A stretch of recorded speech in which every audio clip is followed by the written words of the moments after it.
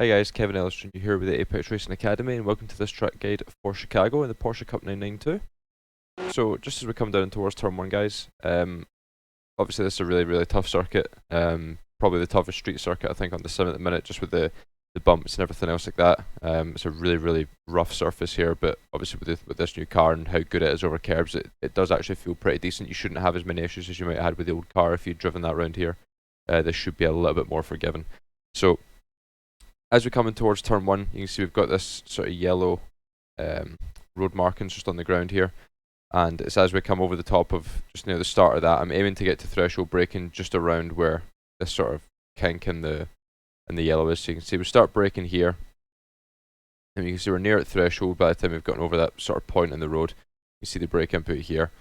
We're right up against the wall on the right hand side, just aiming to get as close to the cones as well, just to open up turn 1 as much as we can for this sort of 90-degree left-hander. And that's what a lot of these corners are, just sort of simple 90-degree corners. So once you kind of get the feel for one of them, you can kind of get the feel for all of them. So it's the second gear corner. You can see we're just down to second there, and then as we trail off, we just begin to turn the car in. You can see as we turn in, the brake comes off sort of at the exact same time. Otherwise, you're going to start locking up an inside front. We really kind of crank 90 degrees of lock into it just before we get to the apex, just to get it to turn a little bit more, and you can see we're bringing the throttle in just before we get to the apex, like so. You can see how close we're going to get to that inside wall as well. It's obviously important to use all the track, get as close to the wall on the inside as you can.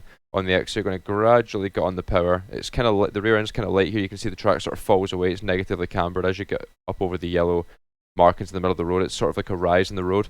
So as you get over that yellow, the rear will begin to sort of slide out just that little bit.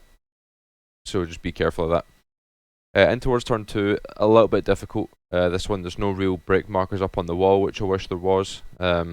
You know, it's a really simple thing, but it would be a really nice addition.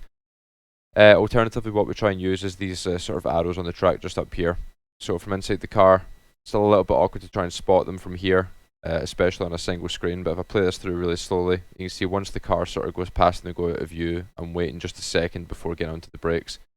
So we pass them and then onto the brakes shortly after. It's sort of the best reference I've got, but it is still just that little bit inconsistent. But you can see here on entry, right out to the wall on the outside, and again I'm pretty sure we're in second gear for this corner. So a lot of these corners are just second gear 90-degree corners, are pretty basic in terms of like the geometry and stuff. So obviously, as I say, braking past those arrows right out to the wall on the outside, turn it in, aiming for the apex, and bringing the throttle in right here just before the apex, just here. And then again, kind of gradual the last sort of 15-20% or so, just to make sure that we don't wash out into the wall on the outside. And through turn 3, obviously flat out right, and then as we come into probably one of the most fun sections of the track here, this is all about commitment into here. You need to send this deep if you want lap time. I'm braking just before the start of this white stuff up on the fencing, of the advertisements and stuff. Or alternatively, what you can do is brake just at the end of this this bit here, but it is a little bit early. So I'm sort of braking and aiming to start braking at the start of this, which you can see obviously we play it in slow motion. You can see right as the front of the car begins to approach the white board, and up on the left we're onto the brakes.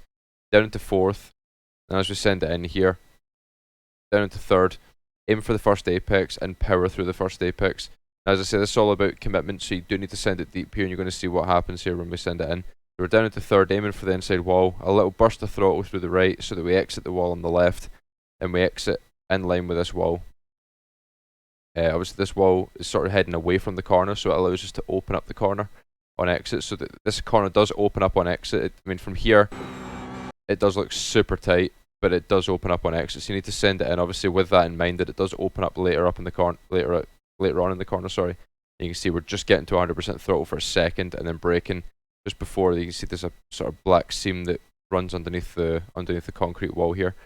We want to brake just before we get to the start of that. Here you can see we're just beginning to transition onto the brake pedal now, like so. So through this corner we exit in line with the wall on the brakes, down into second, turn it in, and then pick up the throttle just before the apex again, like so. You can see got about 110 degrees of lock in here, roughly. Nice and aggressive on the power, and then on the exit it does open up quite nicely, right out to the wall on the outside. Then Down this slightly longer straight into what I'd say is probably the #1 overtaking opportunity into here, or on this circuit. It's probably this corner here. It's probably the highest speed you're going to have on the track, just over 220, or just around 220 there. You can see we just clipped 219. As we come under the 4 board, we're just starting to brake here, so I'm at threshold by the 3. It's quite a quick application of brake into here. We're braking just after the 4, threshold by the 3, up against the wall on the right hand side, and again we're down to 2nd gear. Keep it up against the wall on the right hand side, turn it in, obviously watch for the bumps as you come over the centre of the road. You can see the centre of the road here is pretty much raised everywhere, so bear that in mind. And you'll notice here as the car goes over this yellow bit on the inside, watch here, see that inside front lock-up light there? Again, we're going over the rise in the road, so the inside front tyres not actually in contact with the ground for a little short period there. So that's something to keep in mind of. You can't drive it in super deep, because as you go over that rise in the road, it's obviously going to increase your braking distance.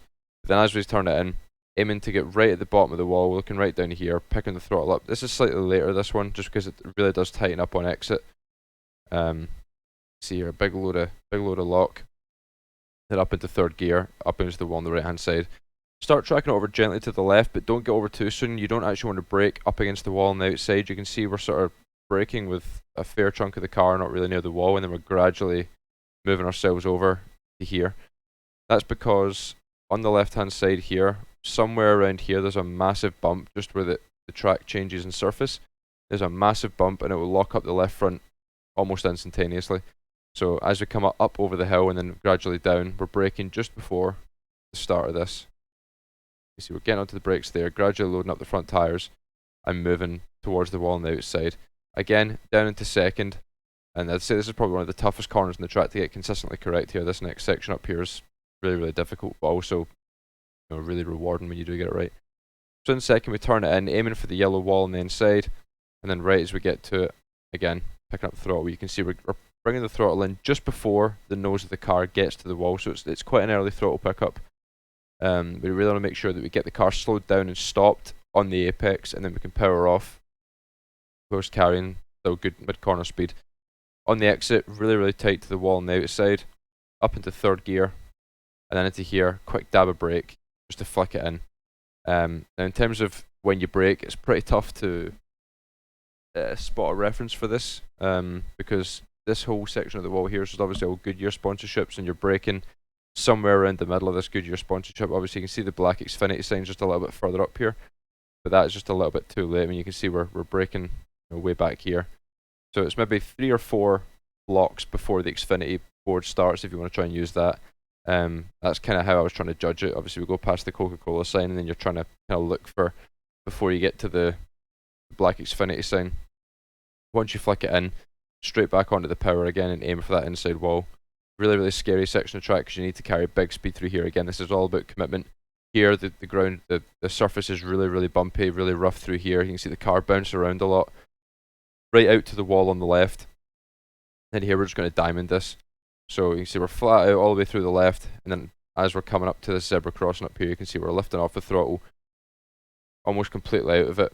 Just letting the car settle and rotate so that as we come back round we can get back to full throttle and keep the car tight to the left. If we were to drive that in any deeper, we'd just start washing out mid-corner, and then rather than start to pull it left here again, we'd be pushing way out here and we'd be out over the yellow over here, which obviously isn't the optimal line. So it's a case of you want to be tight at the start of the left hand wall, you want to wash out to roughly the middle of the track midway through. See here we're just to the left of the middle of the track, but you can see we have kind of moved away from the wall a fair bit. Then on the exit we gradually start to bring the throttle back in at the end, so that as we hit the brakes here you can see we're nice and flush with the wall on the left hand side. Here we're in 4th, we're going to downshift into 3rd, like so. Then as we flick it in, you want to aim for the wall, the yellow wall on the inside, because this does sort of track in your trajectory, and just obviously watch so not clip this 2nd wall on the outside, or on the inside, sorry. But if you're carrying enough speed through here, you should actually find it near impossible to even clip that 2nd part of the wall. When you send it in so deep through here, you can see as well we're going to bring the power in super early as well. So it's quite a hectic section this one. You want to brake just before the zebra crossing, aim for the yellow wall, and then bring the throttle in away back here. This will get the weight to the back of the car and get the car rotated as well. This thing really does rotate off the rear tyres on power.